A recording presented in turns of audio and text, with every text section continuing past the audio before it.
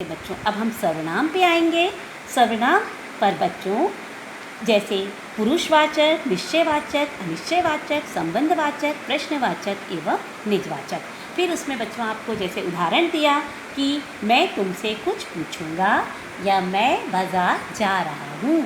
यहाँ पे बच्चों मैं तुमसे और कुछ पूछूंगा का पद परिचय आपको किस तरह से देंगे बच्चों, ये आपको इस तरह से मैं पुरुषवाचक सर्वनाम, एकवचन और पुल्लिंग। अब आप पुल्लिंग कैसे समझेंगे, क्योंकि मैं शब्द स्त्रीलिंग भी है और पुल्लिंग भी। आप वाक्य से लिखेंगे पूछूंगा। यदि पूछूंगी होता तो आप वहाँ स्त्रीलिंग लिखते, लेकिन यहाँ पूछूंगा है तो यहाँ पे आप पुल्लिंग लिखेंगे और मैं कर्ता कारण, वाक्य का दूसरे वाक्य से संबंध। तुमसे पुरुषवाचक सर्वनाम, मध्यम पुरुष स्त्रीलिंग और दोनों लिंगों में संभव, एक वचन, करण, कारक।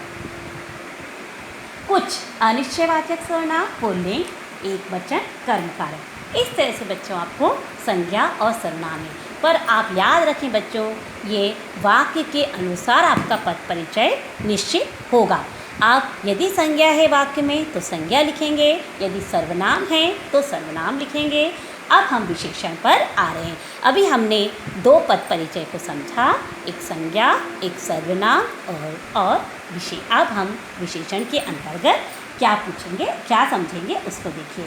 सबसे पहले हमने विशेषण को बच्चों जाना है कि विशेषण के मुख्य 5 भेद, गुणवाचक, संख्यावाचक, परिमाणवाचक एवं सार्वनामिक, 4 भेदों को बताया। अब बच्चों इसमें जैसे मेरे बगीचे में 2 नीले फूल हैं, तो बच्चों यहाँ पे 2 संख्यावाचक है, विशेषण तो है, पर आपको इसके अंतर्गत उसके भेदों तक भी जाना पड़ेगा यदि आपको पूरे अंक अर्जित करने हैं तो इसमें आ जाएगा बच्चों संख्यावाचक विशेषण। फूल विशेषण नहीं है, यह विशेष्य है, क्योंकि यदि नीला फूल है तो नीला विशेषण है और फूल है विशेष्य, तो फूल जो है वह विशेष्य है। नीले गुणवाचक विशेषण और फूल खिले हैं, फूल खिला है नहीं, फूल खिले हैं, तो यहाँ बच्चों वचन कौन सा हो गया, बहुवचन।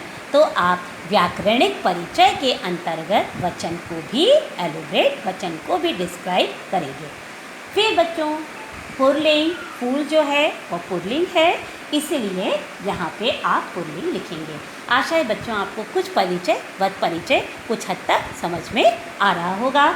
अब बच्चों हम क्रिया पर आते हैं।